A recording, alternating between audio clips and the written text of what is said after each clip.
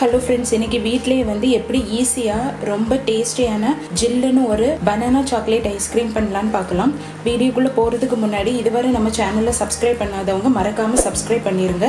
மேலும் லேட்டஸ்ட் நோட்டிஃபிகேஷன்ஸுக்கு பக்கத்தில் உள்ள பெல் ஐக்கான் பட்டனையும் கிளிக் பண்ணிடுங்க. வாங்க எப்படி பனானா சாக்லேட் ஐஸ்கிரீம் பண்ணலான்னு பார்க்கலாம். இப்போ வாழைப்பழ ஐஸ்கிரீம் பண்ணுறதுக்கு வந்து நான் ஒரு 4 வாழைப்பழம் எடுத்திருக்கேன். இது வந்து பாளையங்கொட்டை பழம் எடுத்திருக்கேன். இப்போ இதை கட் பண்ணி அதை ஃப்ரீசரில் வச்சு ஒரு 2 மணிலேருந்து 3 மணி நேரம் நல்லா அதை ஃப்ரீஸ் பண்ணிடலாம். அப்புறம் எடுத்து ஐஸ்கிரீம் ரெடி பண்ணலாம்.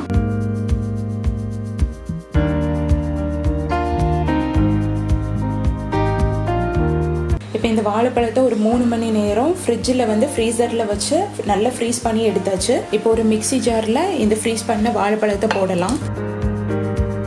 கூடவே ஒரு 1/2 கப் அளவு பால் ஊற்றலாம். பால் நார்மலாக நல்லா காய்ச்சின பால் ரூம் டெம்பரேச்சரில் உள்ள மில்க்கு. நீங்கள் பழத்துக்கு தக்கன பால் ஆட் பண்ணிக்கோங்க. கூடவே எக்ஸ்ட்ரா ஃப்ளேவருக்காக ஒரு ஸ்பூன் அளவு க்ரீம் விடுறேன். உங்கள்கிட்ட க்ரீம் இருந்தால் க்ரீம் ஆட் பண்ணிக்கோங்க, இது ஆப்ஷனல் தான்.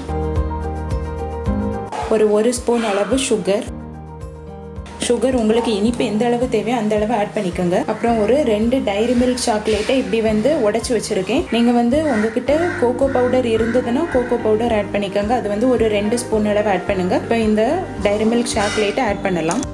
இதை நல்லா அரைச்சி எடுத்துடலாம். அந்த பழம் சாக்லேட்டோட லம்ஸ் ஒன்று இல்லாதது மாதிரி நல்லா பட்டு போல் அரைச்சி எடுத்துருங்க. இதை இப்போ ஒரு கண்டெய்னரில் ஊற்றி வச்சிடலாம். இப்போ இதை க்ளோஸ் பண்ணி ஒரு 8 மணி நேரம் அல்லது ஒரு ஓவர் நைட் நல்ல ஃப்ரீசரில் வச்சு எடுத்துடலாம். மினிமம் 8 மணி நேரமாவது நல்ல ஃப்ரீசருக்குள்ளே இருக்கணும். அப்போ தான் நமக்கு கரெக்டான கன்சிஸ்டன்சியில் வரும். இப்போ இதை க்ளோஸ் பண்ணி ஃப்ரீசரில் எடுத்து வச்சிடலாம்.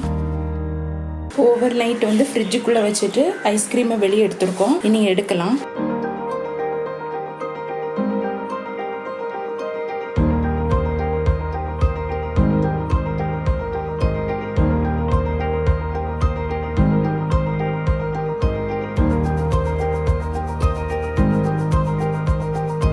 சூப்பராக வந்திருக்கு. இப்போ இதில் கொஞ்சம் எக்ஸ்ட்ரா ஃப்ளேவருக்காக சாக்லேட் சிரப் ஆட் பண்ணலாம். மேலே எப்படி ஊற்றுங்க.